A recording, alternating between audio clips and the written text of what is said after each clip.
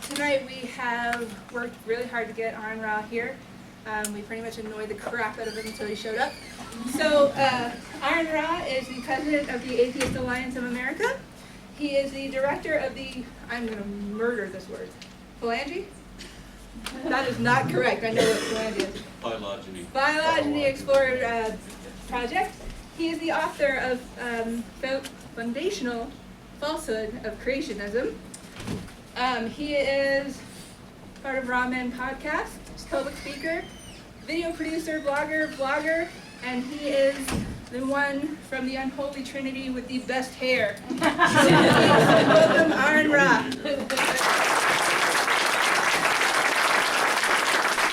Thank you very much, everyone. I like the introduction being the Phalange Explorer, because the Phalange Explorer just implies something else. All right, thank you guys for turning out, and it's good to see. I'm seeing a lot of familiar faces, like I've met many of you, I can think, in other conferences and such, I believe. If you don't count debates, then this will be my first presentation as the president of Atheist Alliance of America.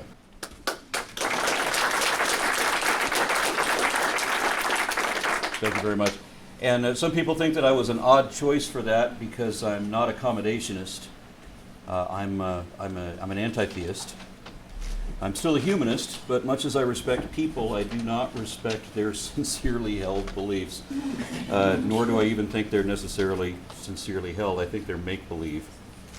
If you believe that the first president of the United States was Uncle Sam, I don't have to respect your belief. If you believe that Columbus discovered Ohio in 1942, I don't respect your belief. And if you believe that chiropractors can realign your chakras, or that homeopathy can do anything more than hydrate you, then I'm not going to respect that belief. And if you believe that the earth is flat, and that extraterrestrial reptiles and human guys have infiltrated the Illuminati, seek psychiatric help. And I don't mean an herbal treatment from your Reiki master. He's not the solution to your problem, he is your problem.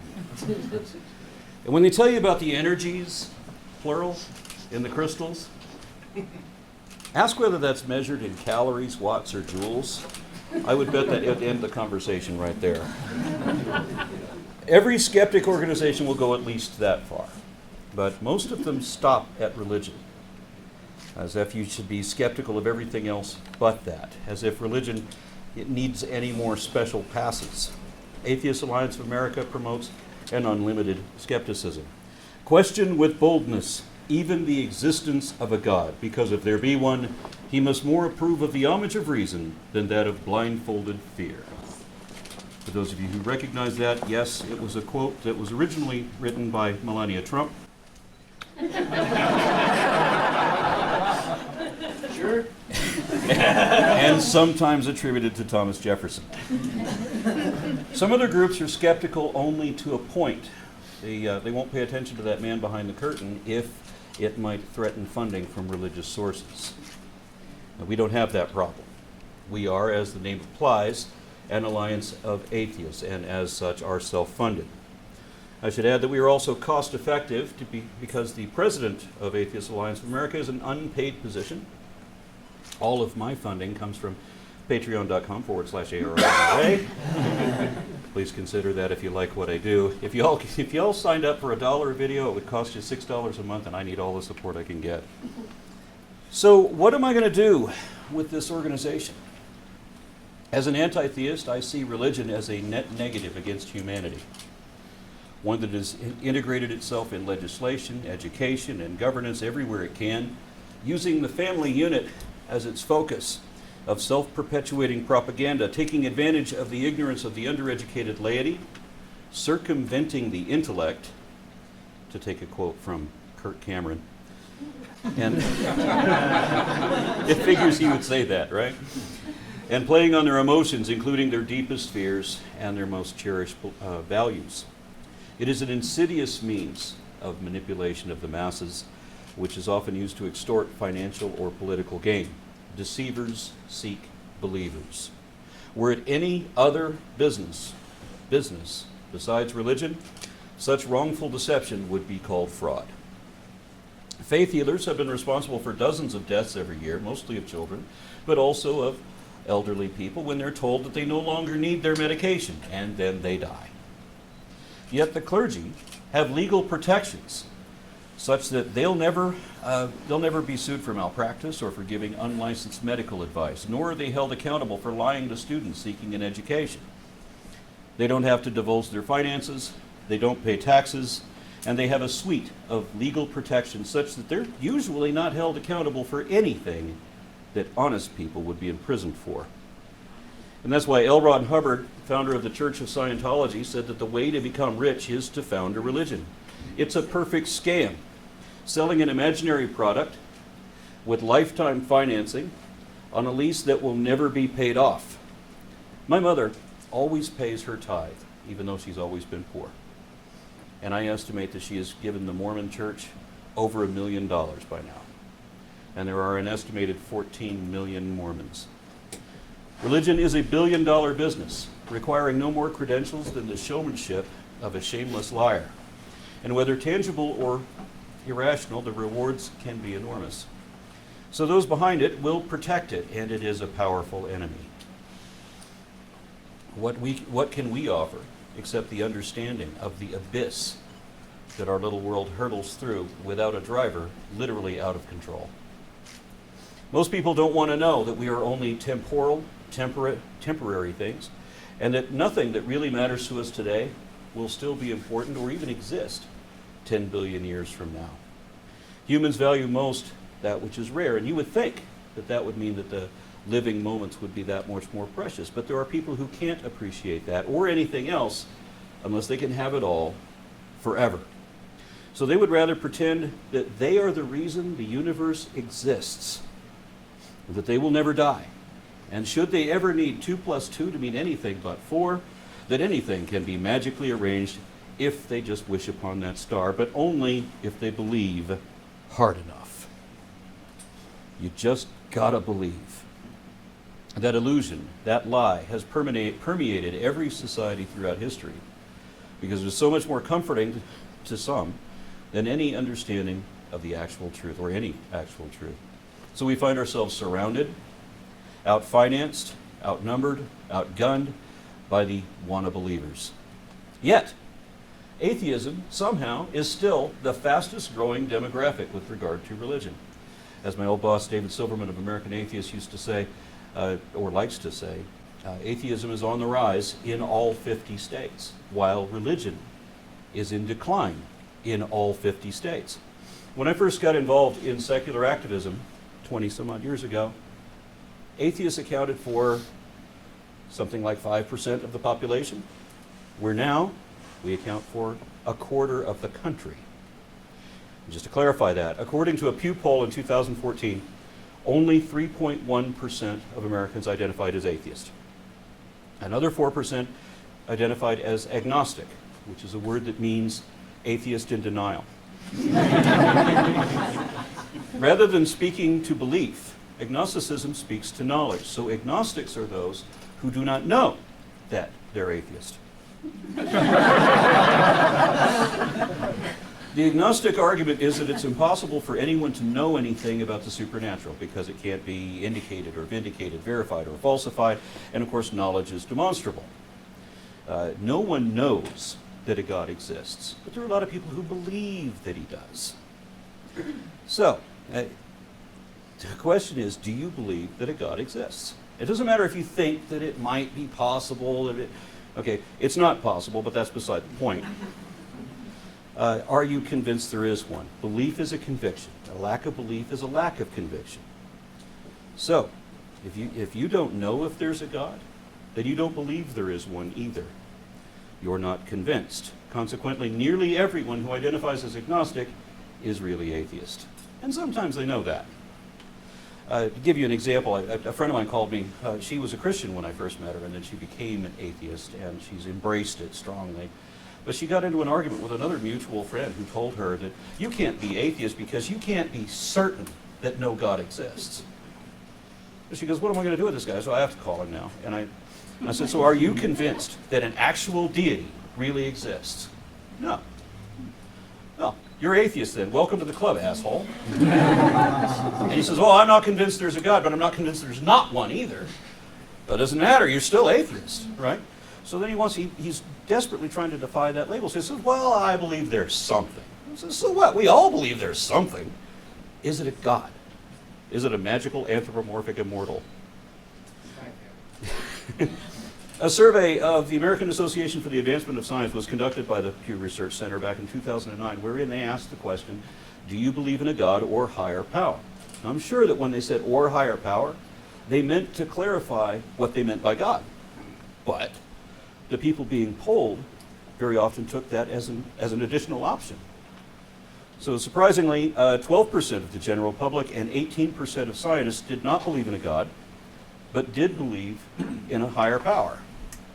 And examples of what that might be would include the biosphere of Gaia or the Force from Star Wars, among other things.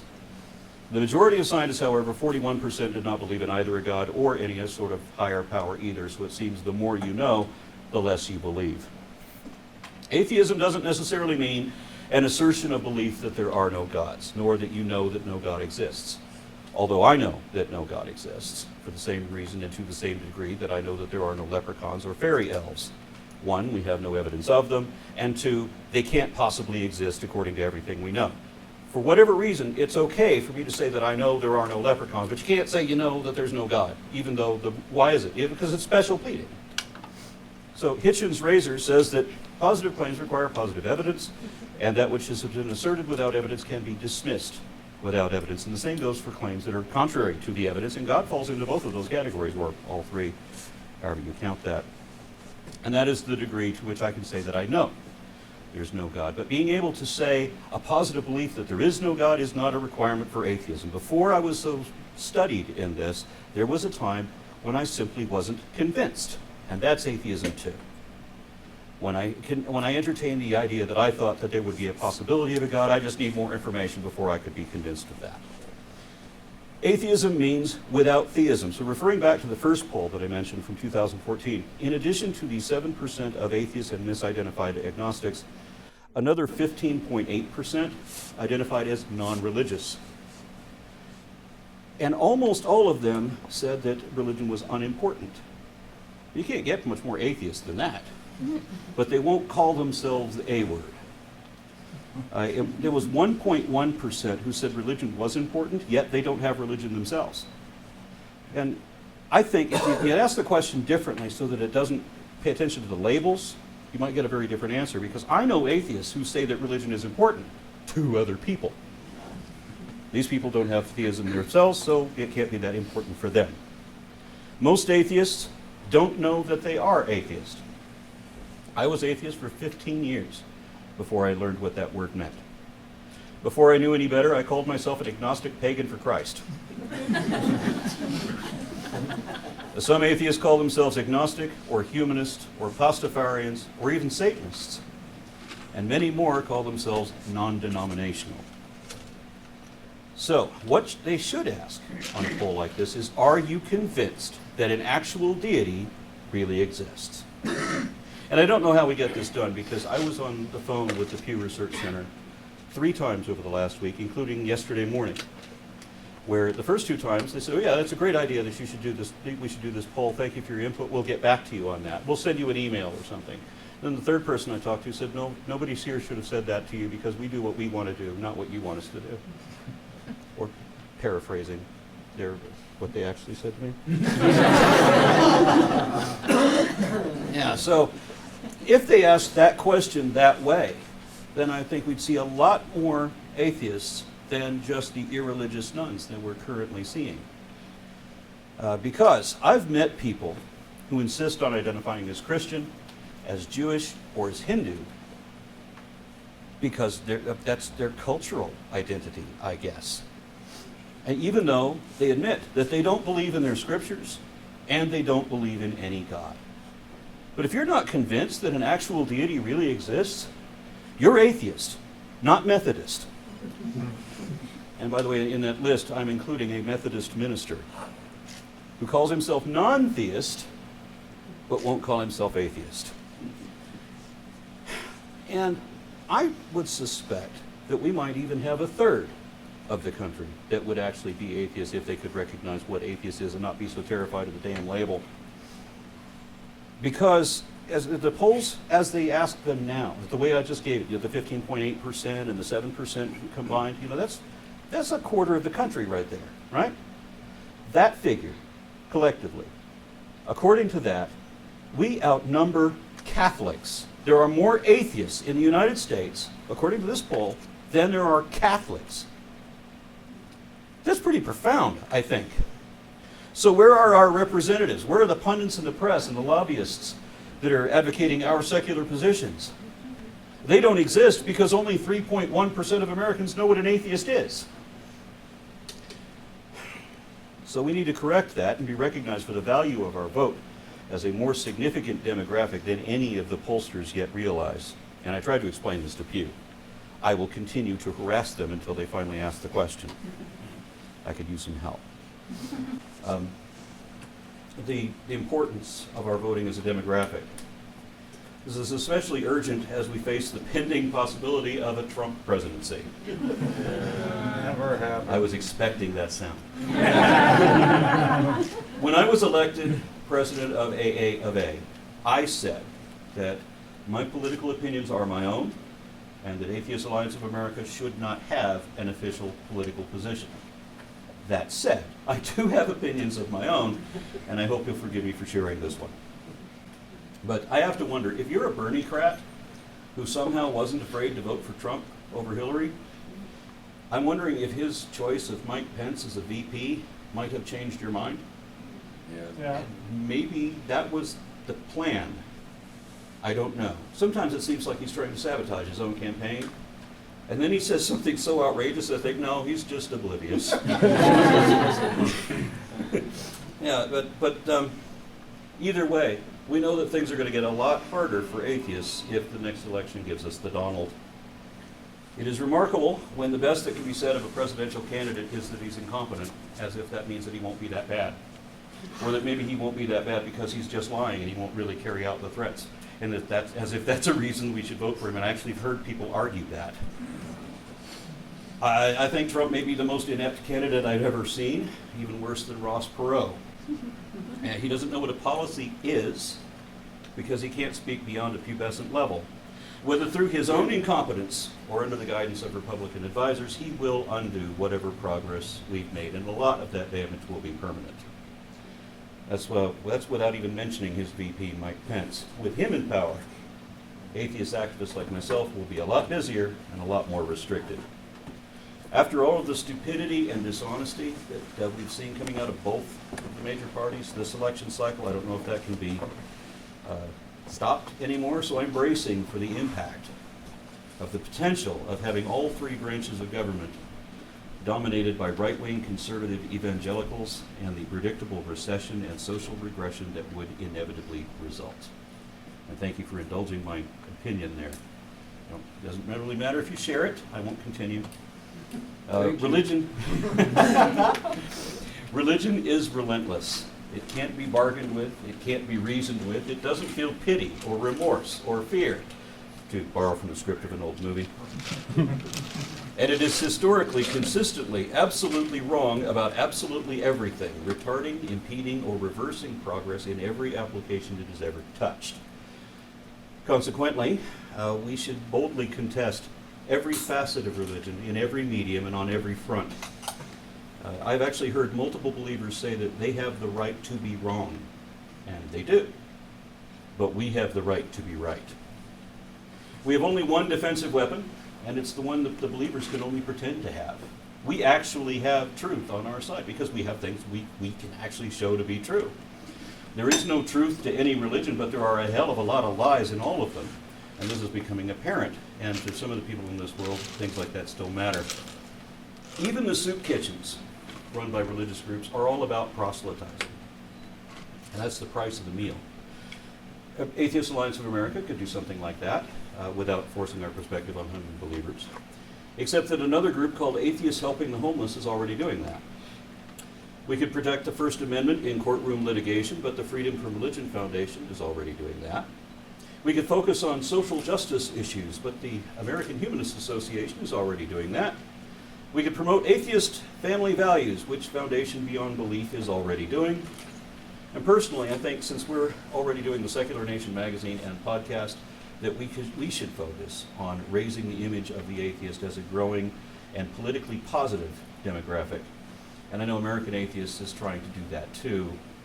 I want to take this organization in a different direction than anyone's ever gone before, but I find that difficult given the restrictions of a three-dimensional universe. So I had another idea. I got an email from an 88-year-old immigrant atheist who wants to know where all the infidels are in his area. And he's in Houston, which has the largest geographic atheist group and one of the largest humanist groups. Yet he and others keep sending me emails asking where the science-minded secular thinkers are. And this reminded me of one of the things that Atheist Alliance of America can do, and which we've already been praised for, and that is building communities. So that's one of the things we're working on, a social network, a fellowship of infidels, an alliance of atheists. To that end, I intend to address every collection of heathens I can, and to help build a single web source connecting every unbeliever who wants connection with and interaction with other like-minded free thinkers. Complete with easily identified contact information and ready communication. I discovered the need for that also when I was trying to book a book tour, and I knew that there were atheist groups in different towns. I can see their names. So, okay, but you can't talk to anybody. There's not links to actually connect with people. So that became awkward, and I want to try to fix that, especially when it comes to things like lobbying and goals that we actually share. Now, I know that religion isn't the source of all woolly thinking, but it is the biggest enabler and encourager of that kind of credulity. And while I do not consider religion to be literally insane, it does meet the psychiatric definition of delusion and even of psychosis. According to the National Alliance on Mental Illness, a delusion is defined as a fixed, false belief that does not change in the face of evidence against it. And they define psychosis as a loss of contact with reality, but in both cases, there's a caveat that such an unreasonable detachment from reality should be considered a psychotic delusion, except when it's part of that person's cultural belief system. So like, they recognize that it is insane, but it's okay when religion does it. And I'm not saying that faith is a form of insanity, nor that it causes insanity, but it does work against logical, skeptical, critical thinking, so it often cloaks insanity, because it encourages people to listen to the voices in their head and to make unsupported assertions of complete conviction on little or no evidence. Believing without question, without reservation, and without reason, and when is this ever wise? Meaning, this is the definition of what it means to be a fool. And they're told to defend this delusion against all reason or suffer the threat of a fate worse than death if they don't. So it's easy to see how insanity in a church, or how insanity could reside in a church and never be noticed, because it just kind of blends in with the credulous craziness already going on in that congregation. In 2012, the Texas version of the Republican Party platform actually said that they oppose the teaching of critical thinking.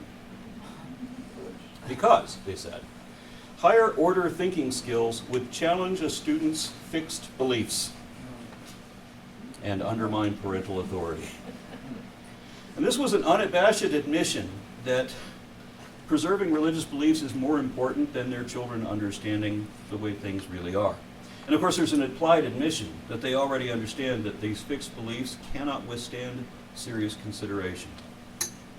They want a generation of incurious, anti-intellectual, and thus unwitting, witless minions. They want, and they know they need, a generation of stupid people to perpetuate the fantasy and all the science denial that requires.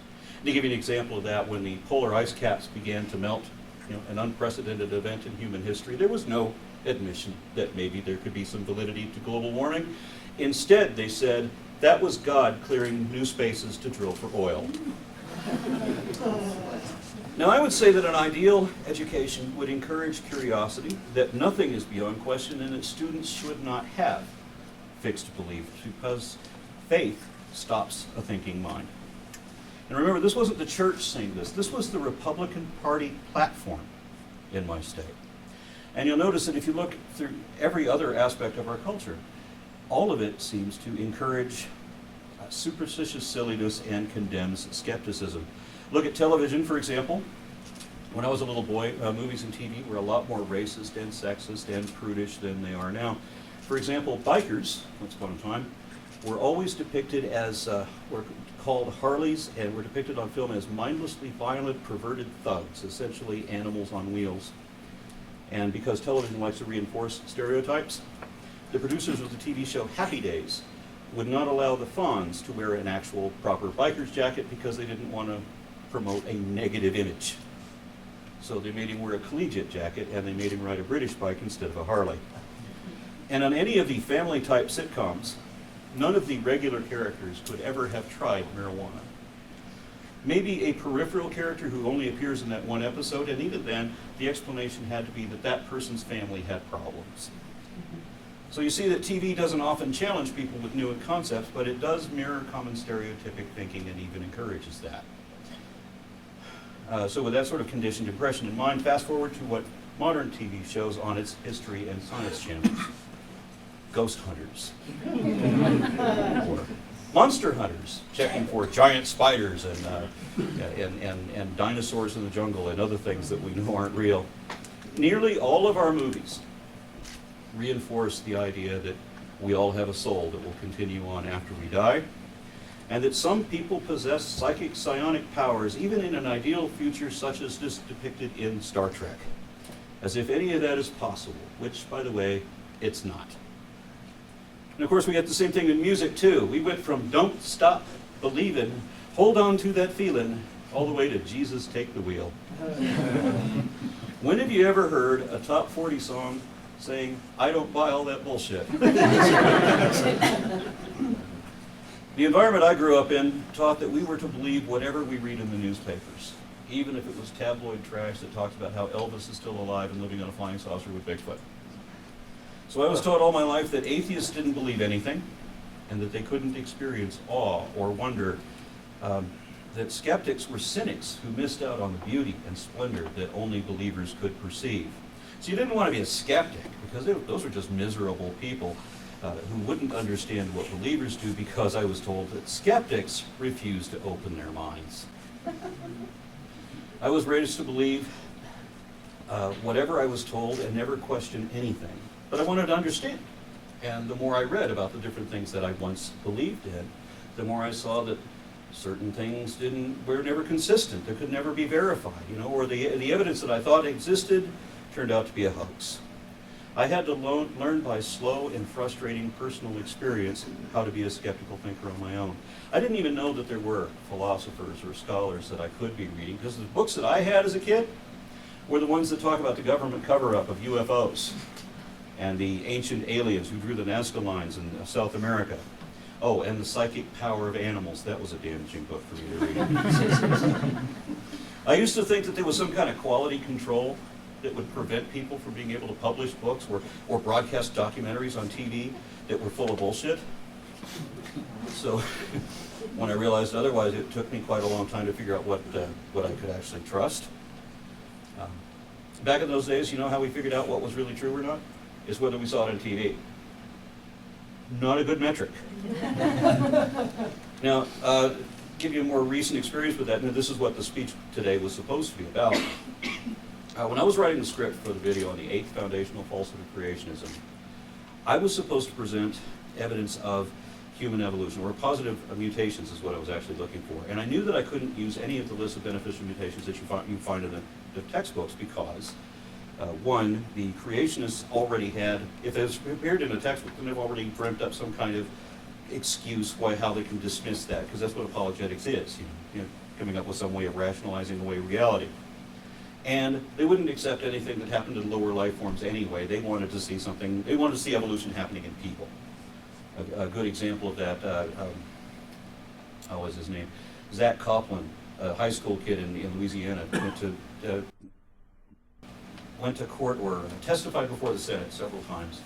Annually he does this, where they tried to give evidence of evolution. And we were talking about how They had documented speciation in one collection of bacteria, for example, and the senator interrupted them and said, well, did the bacteria turn into a human? So this is how inept our government system was. So I knew I needed something that they didn't expect, that they wouldn't have apologetics already written for. It had to be something that is easy to understand and easy to access, and a lot of scientific stuff you can't find because it's behind a paywall. You can't always get, sometimes you can only read the abstract and that's it. So it had to be something that they would all be able to read and understand, be easily accessed, and it had to be unexpected. So I went to an unlikely source to find it. I went to mainstream news media. I learned very quickly not to trust the news media or anything acting like that. Anytime that an article claimed to prove something, it didn't. If they used the word truth, it wasn't. Anytime they use strong emotive language like that, they're trying to sell something that wasn't actually warranted by research. So I found one article that seemed completely plausible, reasonable, and I cited that. I mentioned an emerging population of tetrachromatic women who could reportedly see into the ultraviolet spectrum. When I first read the story, it seemed plausible. We have bees that see ultraviolet light, so if a woman has a fourth cone in her array than normal people have, well, yeah, then you should be able to do that. However, I was not reading peer-reviewed science, I was reading popular press, and I fell victim to the same sort of sensationalism that I just mentioned. Let's see, Radiolab on NPR found several women who had a fourth yellow cone in their eyes, and at least one of them could see differences in shades of yellow that no other human could. It turns out that tetrachromats can see up to the ultraviolet range, not into it. So it was hugely embarrassing when I cited one of the first articles to come out about that said they could see into it, that they could see ultraviolet light and see things that no other person could. For another example, a couple of months ago, a number of news sources and other websites, including an environmentalist blog site called Global Possibilities, posted an article saying that a new study has led researchers to conclude that octopuses have alien DNA, and that their genome shows a never-before-seen level of complexity with a staggering 33,000 protein-coding genes, more than a human being. And of course, everyone thinks that humans are the most complex animals on the planet, so we have to have the most genes, right? Humans have 25,000 genes. This particular octopus has 33,000 genes. So they must be far more advanced than we are. And nobody understands that it doesn't really work like that. People don't realize that a mere grain of rice can have 50,000 genes, more than the octopus and twice as many as people. The same article goes on to say that the octopus genome is enriched with transposons, commonly referred to as jumping genes, that can rearrange themselves on the genome. Well, isn't that just what we saw in Invasion of the Body Snatchers and other films like that? That sounds pretty alien, doesn't it? The article quoted a press release wherein one researcher said that with few notable exceptions, the octopus is basically has a typical invertebrate genome that's been completely rearranged. It's like it's been put into a blender and mixed. End quote. Again, Invasion of the Body Snatchers. Another researcher said that the genome of octopuses is entirely different from any other animals on our planet, even other mollusks, referring to the large brain and problem-solving abilities. And he also commented that the late British zoologist Martin Wells said that the octopus is an alien. In this sense, then, our paper is the first to describe the sequenced genome of an alien. And I can only guess what that Martin Wells was referring to was he was essentially saying that octopuses are weird. And these researchers did not say any of these outrageous things in their paper. These are just stupid nerd humor that should never have been said to a reporter. And then a year later, it blew up in the media. Snopes found out about it when somebody complained that they had seen multiple sites post that scientists don't know where octopus DNA came from, that there's nothing else like them on Earth, that they can't trace the evolutionary chain, and theorize that they are of alien or ET origins. The original paper was submitted to the scientific journal Nature. What it actually said was, the core developmental and neuronal gene repertoire of the octopus is broadly similar to that found across invertebrate bilaterians, end quote. And what that means is that the octopus is related to squid and nautilus and snails and all of that after all. Big surprise. Another example of sensationalism souring science came in 2010 with the reported discovery of the arsenic bug.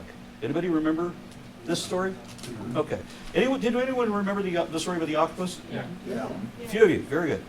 Okay, so with the octopus bug, it was discovered in Mono Lake, California, a surreal setting, rich in arsenic and poor in phosphorus, and a very alien-looking environment, perfectly suitable for the supposedly alien life form found there.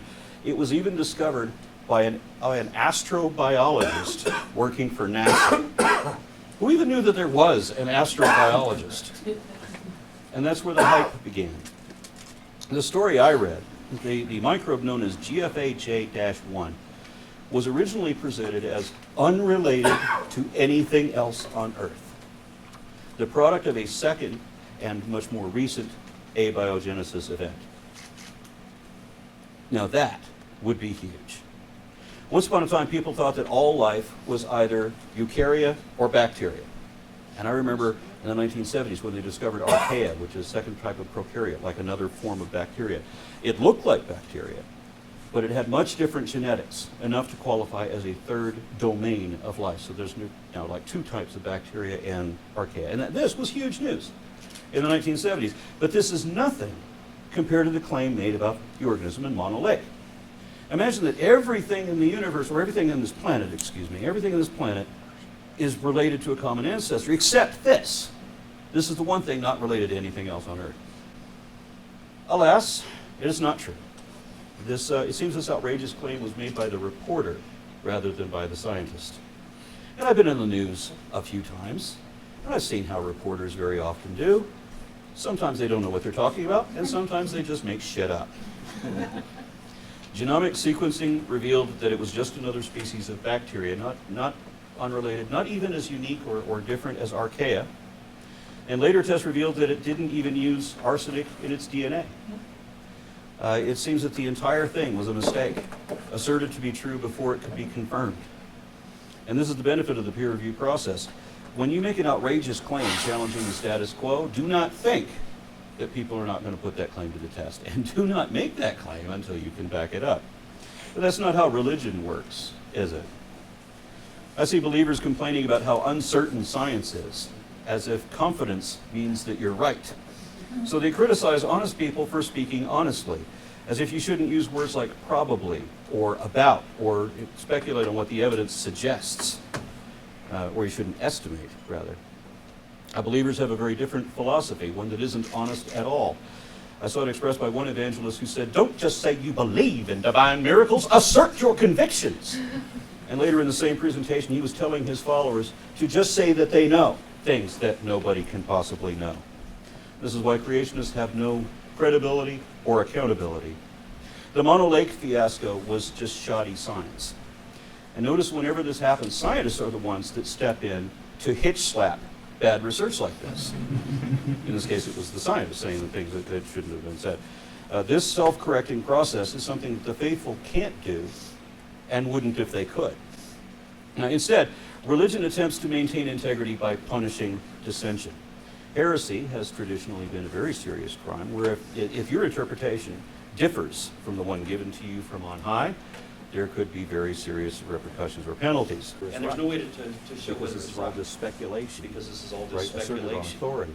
Right, asserted on authority. But if you point that out, that's apostasy. And that's even worse, because it's one thing to say that one religion got something wrong, but far more dangerous to say that they're all just pretending. The most embarrassing, outrageous sensationalism science that I've ever seen was the 2009 when they announced the discovery of Darwinius massillae.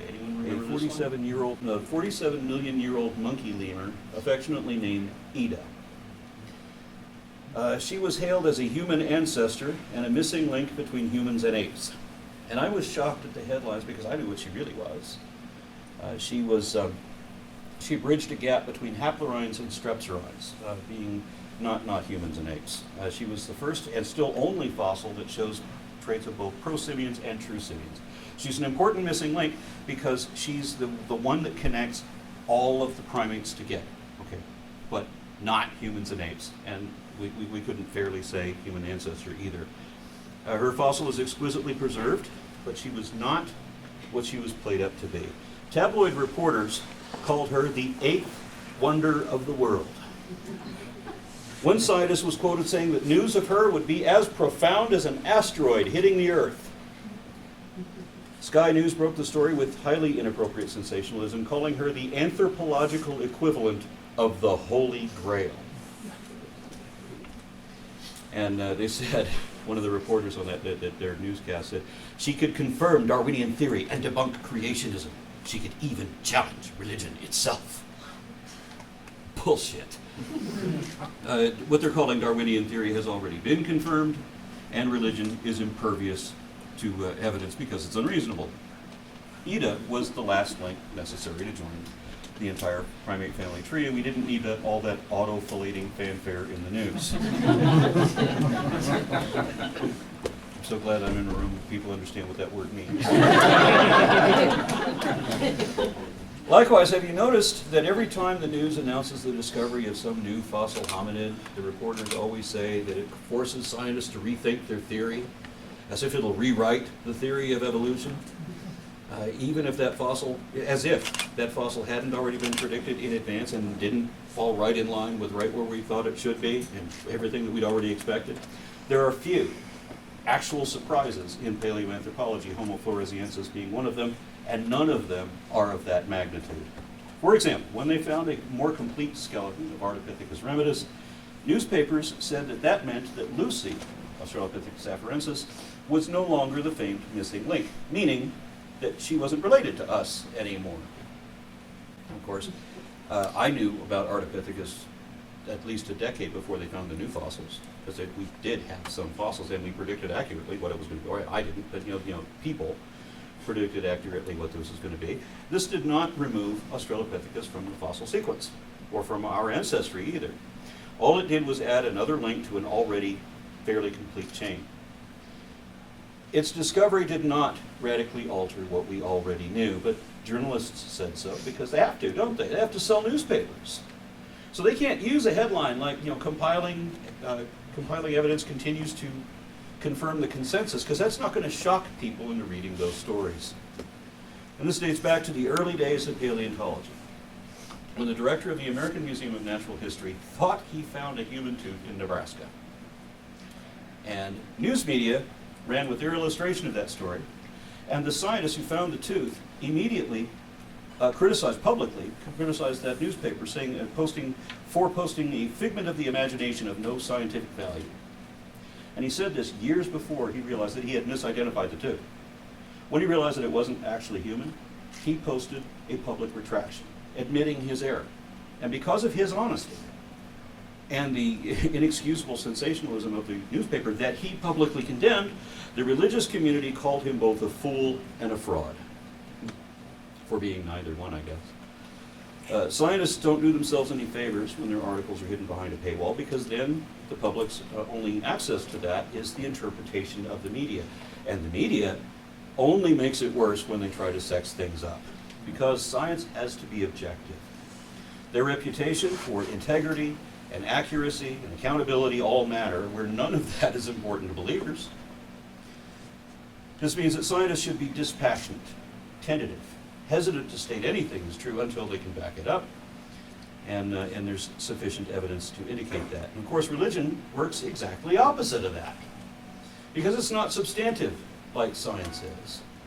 It's all about sensationalism, asserting impossible absurdities and shouting from the rooftops in a game of auto-deceptive make-believe. It's emotional, delusional, irrational, and not connected to any understanding of anything that is really real.